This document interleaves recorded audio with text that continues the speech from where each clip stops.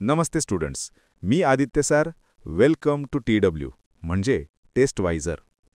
तर मित्रांनो, MHTCET 2026 बद्दल एक मोठी बातमी आणि तितकाच मोठा गोंधळ विद्यार्थ्यांमध्ये आहे. बातमी ही आहे की 2026 मध्ये MHTCET परीक्षा दोनदा होणार आहे. पण गोंधळ हा आहे की मग रजिस्ट्रेशन दोनदा करावं लागेल की एकदा? आणि या रजिस्ट्रेशनसाठी नक्की कोणती कागदपत्र म्हणजे डॉक्युमेंट्स लागणार आहेत? हाच गोंधळ दूर करण्यासाठी आणि तुम्हाला योग्य माहिती देण्यासाठी आजचा हा व्हिडिओ आहे.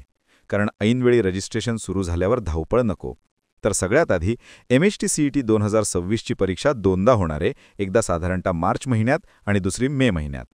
पण महत्त्वाची गोष्ट म्हणजे या दोन्ही परीक्षांसाठी तुम्हाला रजिस्ट्रेशन फक्त एकदाच करायचंय.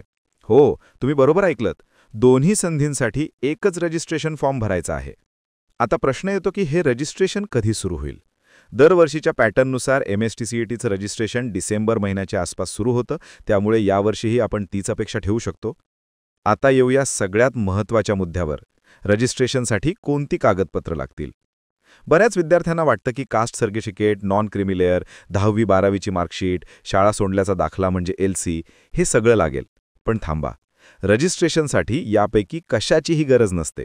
ही सर्व डॉक्युमेंट्स तुम्हाला ॲडमिशन प्रक्रियेवेळी म्हणजे CET परीक्षा झाल्यानंतर लागतात.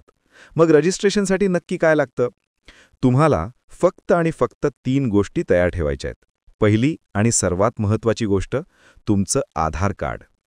दुसरी गोष्ट, तुमचा एक पासपोर्ट साईज फोटो. आणि तिसरी गोष्ट, तुमची सही म्हणजे सिग्नेचर. आता ह्या तिन्ही गोष्टींबद्दल सविस्तर बोलूया, कारण इथेच जास्त चुका होतात. सुरुवात करूया आधार कार्डपासून.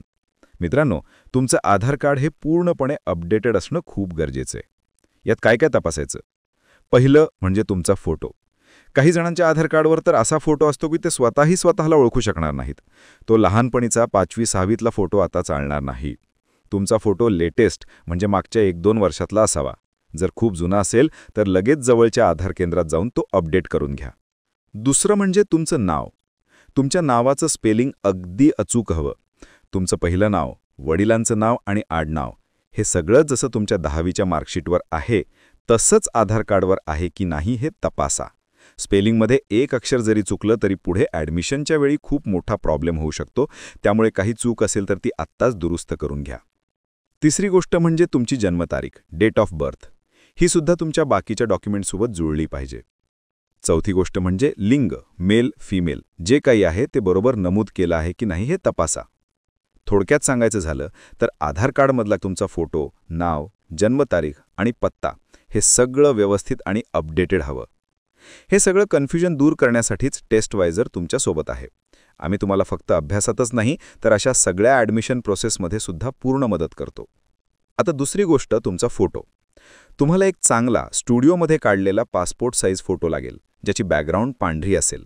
हा फोटो मागच्या 3 ते 6 महिन्यांपेक्षा जास्त जुना नसावा.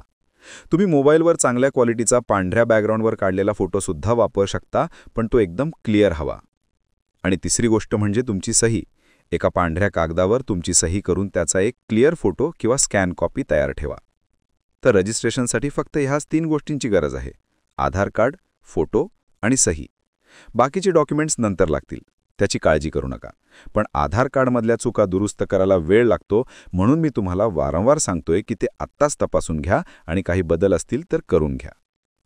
आणि हो, तयारीबद्दल बोलायचं झालं तर MHTCET 2026च्या तयारीला गती देण्यासाठी टेस्टवायझरने तुमच्यासाठी एक खास ई-बुक आणलंय. Testwisers fast track PCM PYQs ebook for MHTCET 2026.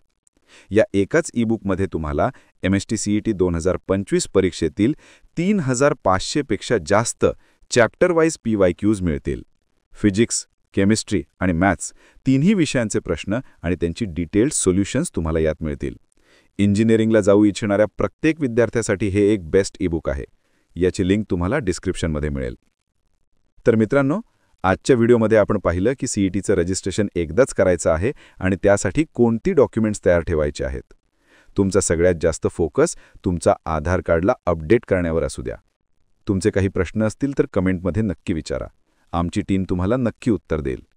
Video आवडला असेल तर लाईक करा, तुमच्या मित्रांसोबत शेअर करा जेणेकरून त्यांचीही मदत होईल. आणि हो, टेस्टवायझर चॅनलला सबस्क्राईब करायला विसरू नका.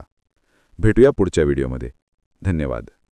www.testwiser.com. Testwiser is a digital learning platform designed for students to prepare for board and competitive exams, offering chapter-wise tests and full-length mock tests. Study material like video, PDF notes, DPP, MCQ, theory, and most important, Maharashtra engineering admission counseling across multiple domains.